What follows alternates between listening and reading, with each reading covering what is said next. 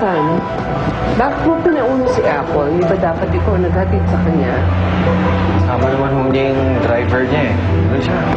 Ano ka ba naman? Hindi ganyan ang pagtrato sa isang babaeng pakakasalan mo na. Ma, pakanahan niyo lang naman ho yung pagpapakasal na yun. Hindi ka mo talaga siya gusto. It's already been arranged. At saka sino ba gusto mo?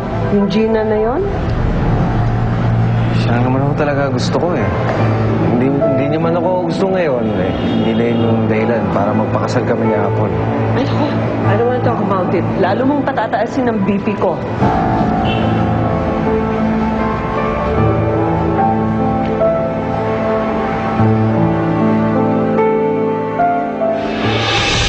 Ilang?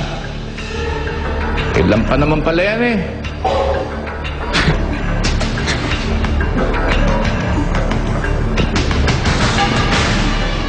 Ano gagawin namin dito?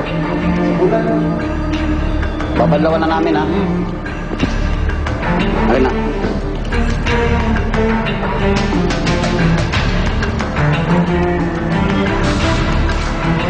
Mayor? Mayor? Rachel! Oh, Bantay mo na. Mayor, nawawala ho sila. o ba siya akin mo sinasabi? Hindi naman ako tanungan ng mga nawawalang tao. Pinalaya ko na si Levi at kung ano man na gusto niya gawin niya sa buhay niya, wala na akong pakialam. Baka ho kasi... Baka ho... alam niyo kung nasaan. Nag-aalala na ho kasi ako eh.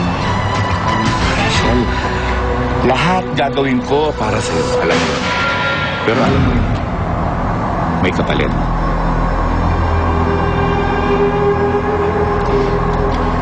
Gagawin ko kung ano gusto niyo. Mahihigitan mo kaya yun huling ginawa mo?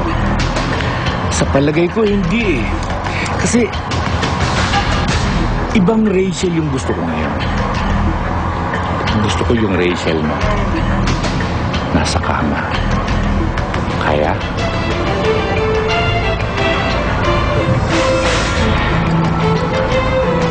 Basta gawin mo. Parang kita sila dito. Ikaw naman, parang hindi mo ko kilala.